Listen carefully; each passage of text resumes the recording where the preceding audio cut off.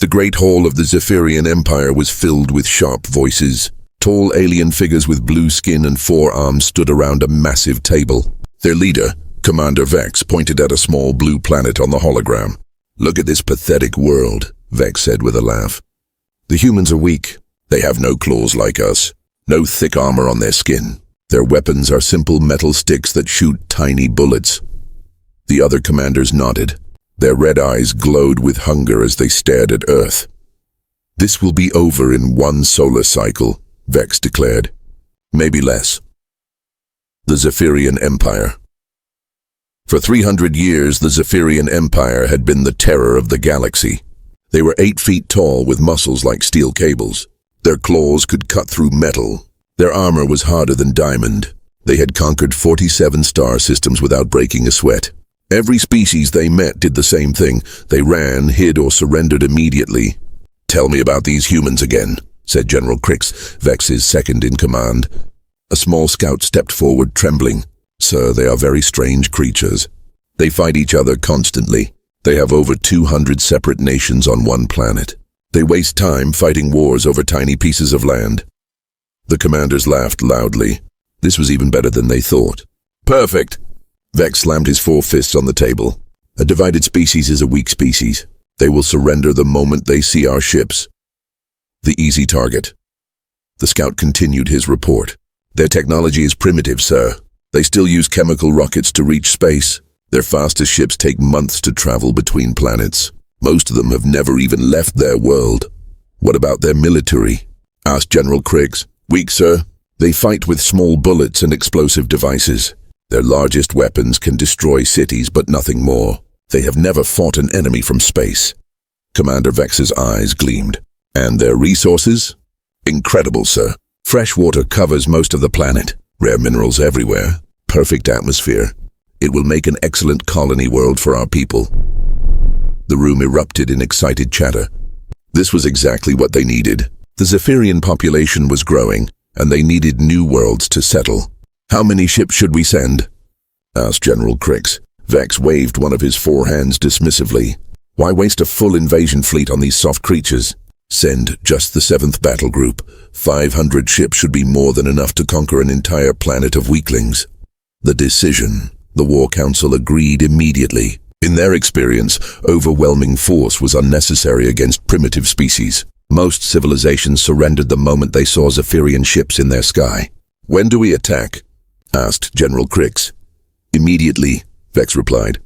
"The sooner we take this world, the sooner our people can start building new colonies. Send word to Admiral Zorak. Tell him to take the humans' surrender and secure their major cities." "What if they refuse to surrender?" asked a young officer. The entire room fell silent, then burst into laughter. The idea was ridiculous. "Refuse?" Vex wiped tears from his red eyes. "Young soldier, in 300 years, no species has ever refused our offer of surrender. These humans are soft, weak, and divided. They will beg for mercy the moment they see our ships."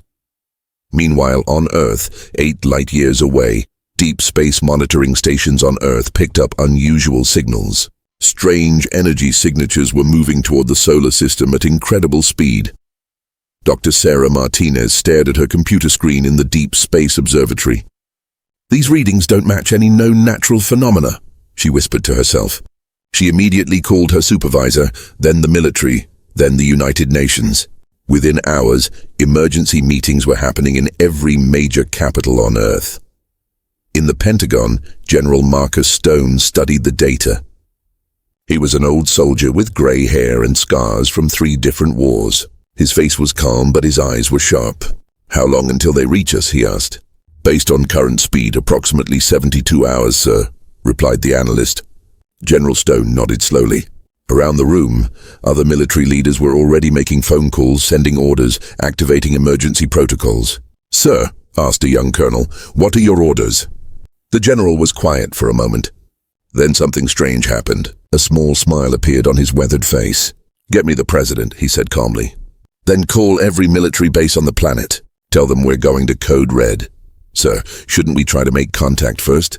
Maybe they're peaceful." General Stone looked at the young officer with eyes that had seen too many battles. "Son, Nothing travels that fast through space unless it's coming to fight. And if they want to fight. He stood up and walked to the window, looking out at the peaceful city below. They just woke up the wrong species.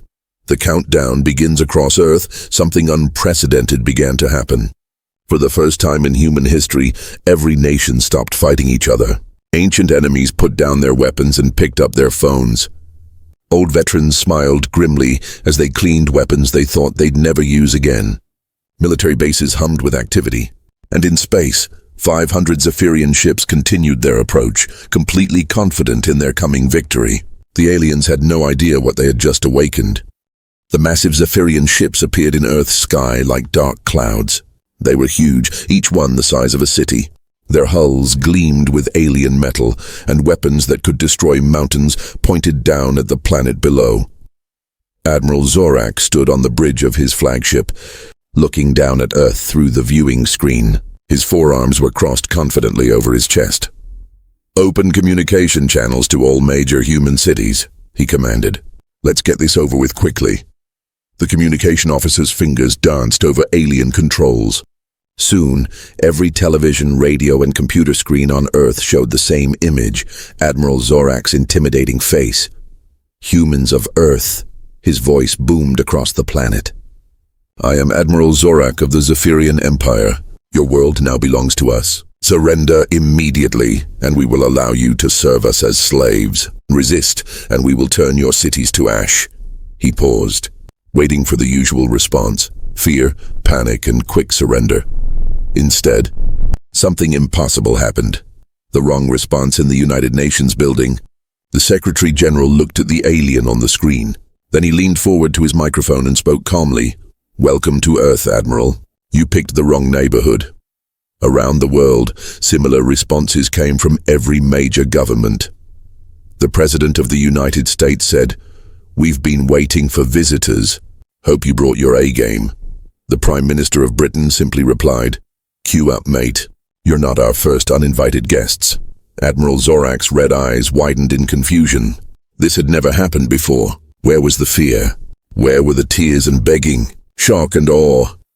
"Perhaps they don't understand our power," Admiral Zorak muttered. "Begin demonstration attacks. Destroy 3 of their military bases. That should make them see reason." The Zephyrian ships opened fire. Bright energy beams shot down from space, hitting military bases in 3 different countries. The explosions were massive, visible from orbit. Admiral Zorak smiled. "Now they will surrender." He opened communications again. "Humans, you have seen our power. Surrender now, or we will destroy more of your cities." But instead of surrender, something even stranger happened. Unity, every news channel on Earth began broadcasting the same message. World leaders who had been enemies for decades were now standing together. The President of Russia shook hands with the American President. Ancient enemies in the Middle East shared the same stage. Countries that had been at war for years suddenly signed peace treaties. In just 6 hours, humanity did something it had never done in its entire history. It united completely. General Stone stood in the Pentagon War Room, surrounded by military leaders from every nation on Earth. On the screens around him, he could see similar scenes playing out worldwide. "Gentlemen," he said calmly, "we now have one enemy, and it's not each other." The human response: while the aliens waited for surrender, humans were already moving. In every city, town, and village, something incredible was happening. Old veterans came out of retirement. Grandmothers who had lived through World War II began teaching young people how to make improvised weapons. Farmers converted their tractors into mobile gun platforms. But most importantly, humans began sharing knowledge. Military secrets that had been hidden for decades were suddenly being shared between all nations. Dr. Sarah Chen, a military scientist, looked at the data streaming in from around the world. "We have 18 hours before they likely attack the cities," she told her team. "Let's give them a surprise they'll never forget." In garages and workshops around the world, humans began building. They took their simple weapons and made them better. They studied the alien ships through telescopes and found weak points. Most importantly, they began planning together. The first strike. Back Marcus Rodriguez was a retired Marine living in Texas. When the aliens appeared, he did what Marines do. He got ready to fight. He gathered his neighbors, taught them basic tactics, and showed them how to use their hunting rifles against armored targets. "These aliens think we're soft," he told the group of farmers and shop owners who had volunteered to fight. "Let's show them what humans do to bullies." Similar scenes played out everywhere. In Japan, old samurai traditions mixed with modern technology. In Africa, warriors who knew their land better than any satellite began setting traps. The aliens had made their biggest mistake. They had given humans time to prepare. The alien confusion. On his flagship, Admiral Zorak was receiving disturbing reports from his scouts. "Sir, the humans are not behaving normally," reported his intelligence officer. "Instead of fleeing or hiding, they are organizing." "Organizing?" Zorak asked. "Yes, sir. They have stopped fighting each other completely. Their military forces are coordinating globally. And, sir, they're not afraid." Admiral Zorak felt something he had never experienced before. Doubt. That's impossible. All species show fear when faced with superior firepower. "Sir, I'm also detecting unusual energy signatures from their major cities. They appear to be building something." The revelation as night fell on Earth, Admiral Zorak made his decision. "Begin the invasion. Send down ground forces to their major cities. We'll show them what happens when they resist the Zephyrian Empire." But as the first alien dropships entered Earth's atmosphere, something happened that no Zephyrian had ever seen before. The humans didn't run, they didn't hide, they fought back, and they were good at it. Cliffhanger. Ending. The first alien ground troops landed in New York City, expecting to find terrified civilians. Instead, they found something else entirely. Humans with weapons they had never seen before. Tactics that made no sense. And worst of all, humans who smiled while they fought. In his command ship, Admiral Zorak watched his ground forces' signals start disappearing one by one. "What's happening down there?" he demanded. His communications officer's voice shook as he replied, "Sir, I think we made a terrible mistake." Admiral Zorak stared at his command screen in disbelief. Red warning lights flashed everywhere. Half of his ground forces had gone silent in just 2 hours. "Get me a status report," he shouted to his communications officer. "Sir, we've lost contact with ground teams Alpha through Kilo. The last transmission from Team Lima was unusual." "Show me." The screen flickered, showing the helmet camera of an alien soldier. He was running through the streets of New York, panic in his voice. "They're everywhere. They're in the buildings underground above us. These humans fight like demons. They don't follow any rules of war. The transmission cut to static. Admiral Zorak's 4 hands clenched into fists. "Send reinforcements. Double the ground forces." But his intelligence officer looked worried. "Sir, perhaps we should ask." "What happened to our soldiers? What really happened?" 6 hours earlier, when the alien dropships first landed in New York City, Captain Sarah Martinez was ready. She had spent the last 18 hours turning the city into a maze of traps and ambushes. "Remember," she told her team of mixed soldiers and civilians, "these aliens are used to fighting other aliens. They expect face-to-face battles. We're going to give them something different." The first alien patrol marched down 5th Avenue, confident in their advanced armor and energy weapons. They expected to find cowering humans. Instead, they found empty streets. Then the manholes exploded. Humans came up from the sewers, down from buildings, out of subway tunnels. They hit the aliens from 12 different directions at once, then disappeared before the aliens could respond. "What kind of warfare is this?" one alien soldier cried into his radio. "They attack and vanish like ghosts." But Sarah Martinez wasn't finished.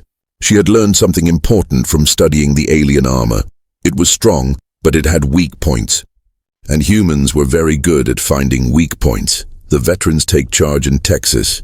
Marcus Rodriguez was teaching a group of farmers something the aliens would never understand: guerrilla warfare. "Listen up," the old Marine said, cleaning his rifle. "These aliens think war is about who has the biggest guns. They're wrong. War is about who wants to win more." He pointed to a map of the local area. "They'll use the main roads because their vehicles are too big for back roads." We'll hit them here, here, and here, then disappear into the forest they don't know.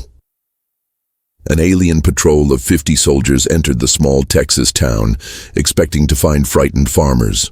Instead, they found something much worse: Americans who knew their land and didn't like uninvited guests. The aliens' advanced sensors couldn't track humans who knew how to hide in places that didn't exist on any map. Their energy weapons were useless against enemies who attacked and vanished before they could aim. Within 4 hours, the entire alien patrol was gone. Marcus keyed his radio. "General Stone, this is Ranger Base, Texas. Package delivered. No return receipt requested." The Science of War doctor, Sarah Chen, had been working non-stop in her laboratory. While soldiers fought in the streets, she was fighting a different kind of war, a war of knowledge. "I figured out their weakness," she announced to the assembled team of scientists and military leaders. "Their technology is more advanced, but it's also more complicated." She pointed to pieces of captured alien equipment on her table. "Their systems are so complex that they can't adapt quickly to unexpected situations. But human technology? Simple, reliable, and easy to modify." Within hours, she had done something impossible. She had reverse-engineered alien weapons and made them better. "How is this possible?" asked General Stone. Dr. Chen smiled. "They built their weapons to fight other advanced civilizations. We built ours to work in mud, rain, and chaos. Guess which one works better in a real war?" The turning point, Admiral Zorak was no longer confident. He stood in his command center surrounded by reports of impossible losses. "Sir," his tactical officer reported, "we've lost 60% of our ground forces. Our remaining troops are requesting immediate evacuation." "That's impossible." Zorak slammed his fist on the console. "We have superior weapons, superior armor, superior numbers." "Yes, sir, but the humans, they don't fight like any species we've encountered. They use tactics that make no logical sense. They sacrifice themselves to save others. They turn everything into a weapon, their vehicles, their buildings, even their food." On the main screen, helmet cameras showed the chaos below. Humans had turned every city into a fortress. Every street was a trap. Every building was a sniper's nest. But worse than the tactics was something else. The humans weren't afraid. They were angry. The counterattack begins. General Stone stood in the Pentagon war room, looking at status reports from around the world. Every continent showed the same result: alien forces in retreat. "Sir," reported Colonel Williams, "we've captured significant alien technology. Dr. Chen's team has successfully reverse-engineered their propulsion systems." "Their ships?" Stone asked. "We can fly them, sir." "And we've made improvements." General Stone smiled grimly. For 300 years, the Zephyrian Empire had conquered species after species. They had never faced an enemy that fought back effectively. They had never faced humans. "Prepare our counterattack," he ordered. "Time to take this fight to space." Space battle. Preparation in hidden facilities around the world. Something unprecedented was happening. Human engineers were combining captured alien technology with human ingenuity. The result was terrifying. Ships that were faster than anything the aliens had seen. Weapons that could think and adapt. Most importantly, human pilots who were willing to do anything to protect their home. Marcus Rodriguez, now promoted to colonel, looked at his new ship, a hybrid of human and alien technology. "You ready for this, boys?" he asked his crew of former farmers and mechanics. "Sir," replied his gunner, a grandmother who had learned to shoot aliens instead of deer. "Let's show these bullies what happens when you mess with Earth." The revelation in his flagship, Admiral Zorak received a transmission that chilled him to his core. It wasn't from his own forces. It was from Earth. General Stone's face appeared on the screen. Behind him, captured alien ships with human crews were launching into space. "Admiral Zorak," Stone said calmly, "you came to our home uninvited. You attacked our people. You made one mistake." "What mistake?" Zorak asked, though he was afraid to hear the answer. "You assumed we would fight like everyone else you've conquered. But there's something you should know about humans. We don't just fight to win battles. We fight to win wars." Cliffhanger ending, the screen filled with images that made Admiral Zorak's blood freeze. Human ships were launching from Earth, but they weren't retreating. They were attacking. and leading them was a transmission that would haunt his nightmares. This is Colonel Rodriguez, leading the first human space combat wing. Message for the Zephyrian Empire: you wanted a war. Now you've got one. But as the human fleet approached, Admiral Zorak's sensors detected something else. Massive energy signatures approaching from deep space. His communications officer's voice shook. "Sir, we're receiving a priority transmission from the home fleet, emergency code Alpha." "What do they want?" "Sir, they're not calling to send help. They're calling to warn us. Something else is coming, something that makes this war look like a children's game." The massive Zephyrian fleet appeared at the edge of Earth's solar system, but something was wrong. These weren't warships, they were refugee ships. Damaged, fleeing, desperate, Admiral Zorak stared at his sensors in confusion. That's impossible. The home fleet would never retreat from anything. His communications officer looked terrified. "Sir, we're receiving a priority message from Fleet Commander Vex himself." The screen flickered, showing Commander Vex, but he looked nothing like the proud warrior who had planned Earth's invasion. His blue skin was pale, his forearms shaking. "Zorak, stop your attack immediately! The Devourers are coming! We need to hide now." "The Devourers?" Zorak whispered.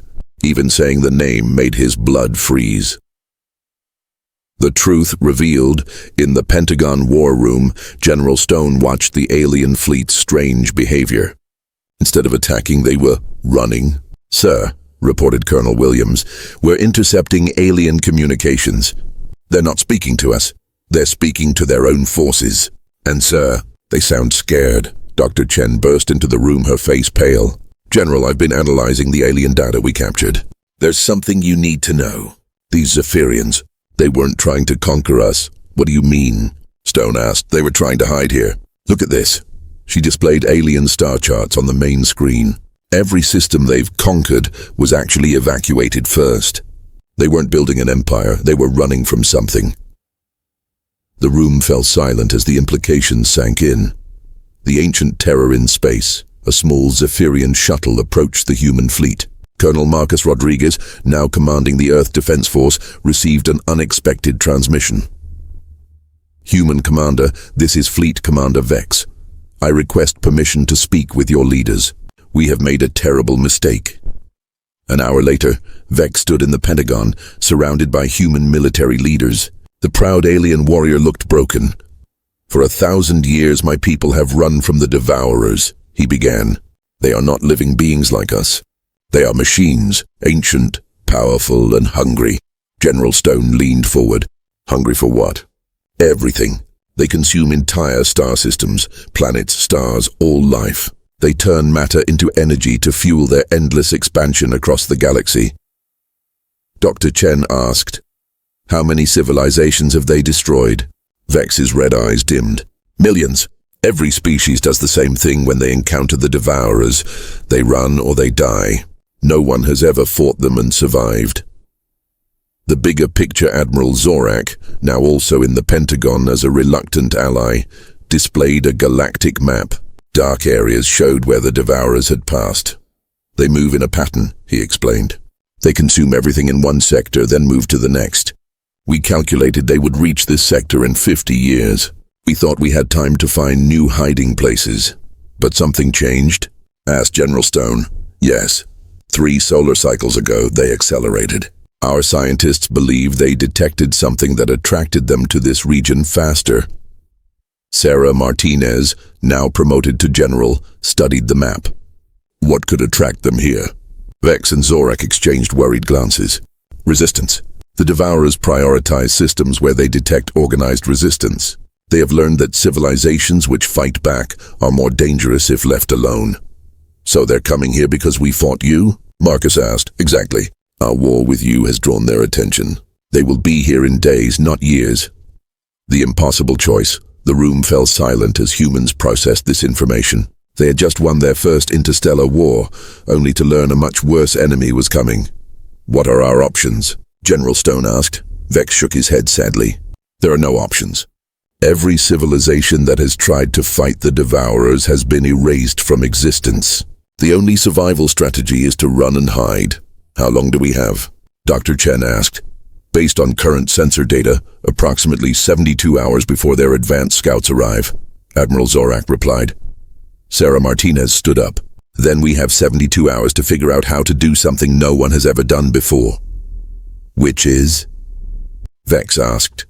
How to kill machines that have been killing civilizations for 1,000 years. The human response, while alien leaders talked about surrender and evacuation, something different was happening around Earth. Human scientists, soldiers, and engineers were doing what humans do best, solving impossible problems. Dr. Chen assembled the brightest minds from every nation. We need to understand these devourers. What are their weaknesses? Meanwhile, Marcus gathered his space combat wing. Boys, looks like we got bigger fish to fry. Time to see if these alien ships can handle something really nasty. But it was General Stone who asked the most important question. Why haven't the devourers been stopped before? Vex answered sadly, because every species that encounters them thinks the same way. They calculate odds, make logical decisions, and choose survival over resistance. But humans don't think logically. Stone replied with a grim smile. The discovery, Doctor. Chen made a breakthrough while studying captured devourer data from the aliens' computers. I found something. The devourers aren't just machines. They're a network. They share information instantly across vast distances. That's what makes them so powerful, Vex said. Perfect coordination. But also their weakness, Chen continued excitedly. Networks can be hacked. Networks can be confused. Networks can be turned against themselves. Impossible, Zorak protested. The devourers have existed for millennia.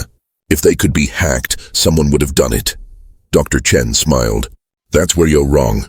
No one has tried to hack them because every other species thinks like you do, logically. But human thinking is different. We're unpredictable, chaotic, and we make connections that don't make sense. The plan forms. General Stone gathered his commanders, both human and alien. Dr. Chen, explain your theory.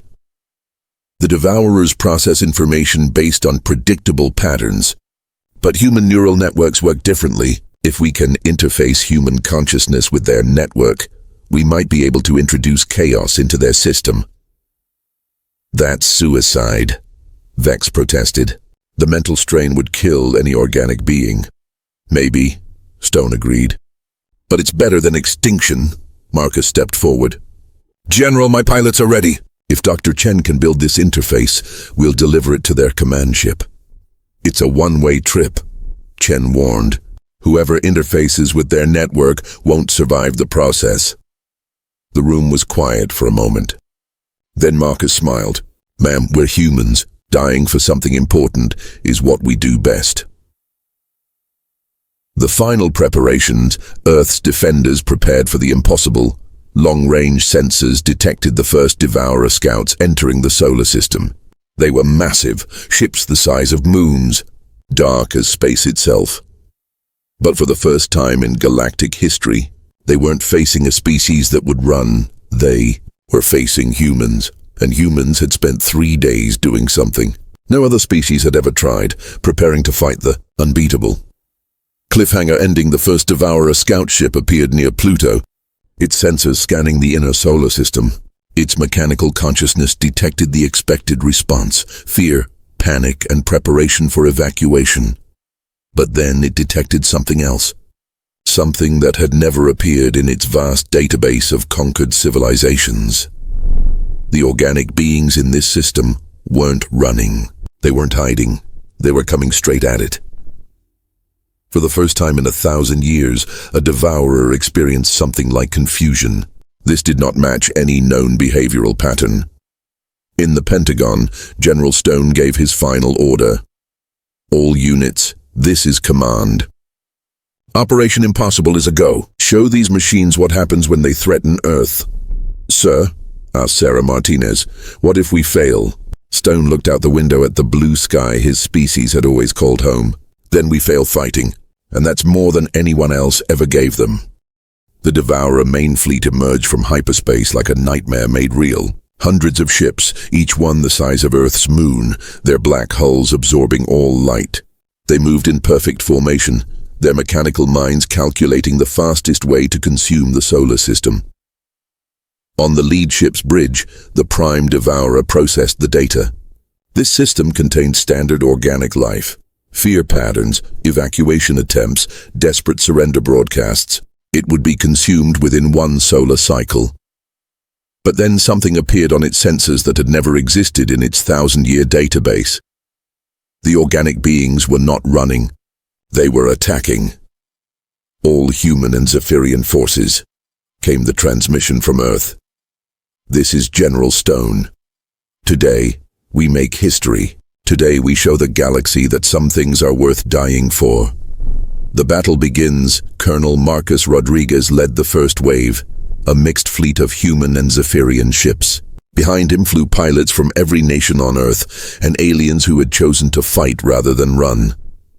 "Remember," he said over the comm, "we don't need to destroy them all. We just need to get Dr. Chen's virus to their command ship." The Devourers opened fire first. Energy beams that could vaporize planets lanced through space. 3 human ships disappeared instantly, but the humans didn't retreat.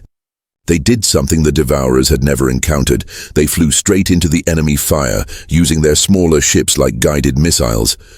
"What are they doing?" transmitted a panicked Zephyrian pilot. "Something stupid," Marcus replied with a grin. "And it's working." The Impossible Tactics General Sarah Martinez coordinated the battle from Earth's command center. On her screens, she watched human pilots doing things that made no logical sense. They rammed massive Devourer ships with tiny fighters. They used damaged ships as weapons. They sacrificed themselves to create openings for others. "Their tactics are insane," Admiral Zorak observed, watching in amazement. "That's the point," Sarah replied. "The Devourers calculate based on logical behavior, but humans aren't logical when we're protecting our home."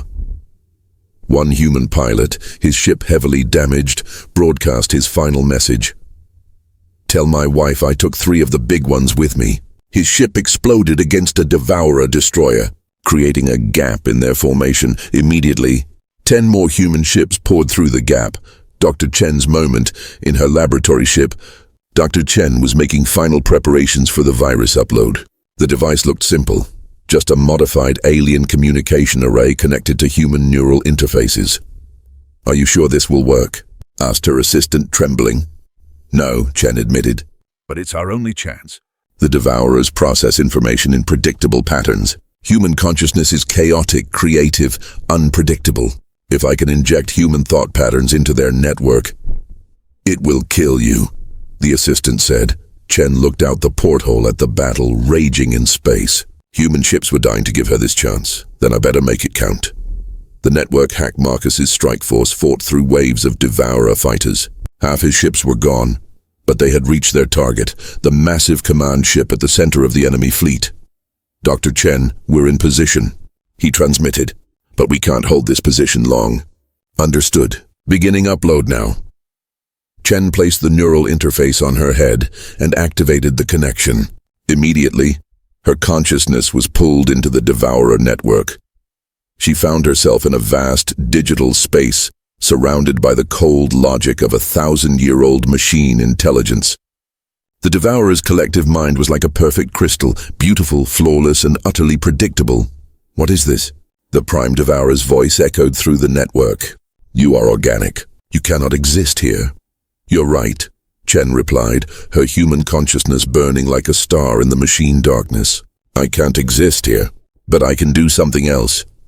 She began to think, not in the logical patterns the Devourers expected, but in the chaotic, creative way that made humans unique. She thought about love, which made no logical sense. She thought about sacrifice, which was mathematically inefficient. She thought about hope, which ignored all probability calculations. The virus spreads. The effect was immediate and devastating. Chen's human thoughts spread through the Devourer network like wildfire. Machines that had operated with perfect logic for a millennium suddenly experienced something new. Doubt, fear, confusion. "Systems failing," reported Devourer units across the fleet. "Cannot process contradictory data streams." The Prime Devourer tried to purge the infection, but it was too late. Human unpredictability had introduced chaos into their perfect system. For the first time in their existence, The Devourers made mistakes. The turning point markers watched in amazement as the enemy fleet began to falter. Devourer ships collided with each other. Their perfect formations broke apart. Their weapons fired randomly. All ships, press the attack, he ordered. They're confused. Hit them now! The combined human-Zephyrian fleet struck hard. Ships that had seemed invincible moments before were now vulnerable, their crews paralyzed by the chaos in their collective mind. But in the network, Dr. Chen was dying.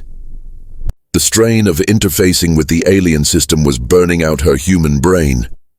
Sarah, she transmitted weakly to Earth, I can't hold this much longer, but I can do one more thing. The ultimate sacrifice. What do you mean? Sarah asked from the command center. I can overload their entire network, shut down every devourer in the galaxy, but it will require everything I have left. General Stone took the microphone. Dr. Chen, you've already done enough. You've given us victory. No, sir, Chen replied, her voice growing faint. I've given you a chance, but there are millions of devourer ships out there, still hunting other civilizations. If I don't stop them now, they'll just regroup and come back stronger. Sarah wiped tears from her eyes. Do it. The end of the devourers, Doctor. Chen gathered every remaining bit of her consciousness and pushed it into the devourer network. Her final thoughts weren't of death or fear. They were of Earth, of blue skies, of the children who would grow up safe because of what she was doing. The effect rippled through hyperspace instantly. Every devourer ship in the galaxy suddenly stopped, their perfect network corrupted by human chaos. Collapsed completely. In space around Earth, the massive fleet went silent and dark. Marcus's voice came over the radio, filled with awe. Command, this is Strike Leader. The enemy fleet is dead in space. All of them, victory and legacy in the aftermath. As rescue ships gathered, survivors and engineers examined the silent devourer hulks. General Stone addressed the galaxy. For 1,000 years, civilizations ran from the devourers, he said. Today, one species stood and fought, not because we were stronger or smarter, but because we refused to let evil win. Commander Vex, now an ally, added his own message. The humans have done what we thought impossible. They have freed the galaxy from its greatest fear. We will never forget this debt. But it was Marcus who said what everyone was thinking, as he looked out at the stars that were now safe for future generations. Dr. Chen saved us all. She proved that sometimes the greatest victory comes from the greatest sacrifice. Epilogue. 6 months later, Earth had become the center of a new galactic alliance. Species that had hidden in fear for centuries were now free to explore, to trade, to live without the terror of the devourers. In the Pentagon, Sarah Martinez, now commanding the Earth Defense Force, received a distress signal from a distant galaxy.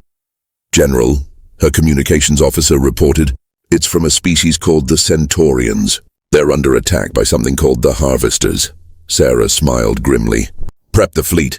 Looks like someone needs help. Ma'am, it's 3 galaxies away. The journey alone could take years. Sarah looked out at the stars, thinking of Dr. Chen and all the others who had died to free the galaxy from fear. Then we better get started. After all, we're humans. Helping people is what we do. Final message. The transmission ended with words that would echo across the cosmos for generations. The Devourers thought they were the apex predators of the universe. They learned too late that there's one thing more dangerous than a perfect predator, an imperfect species that refuses to give up.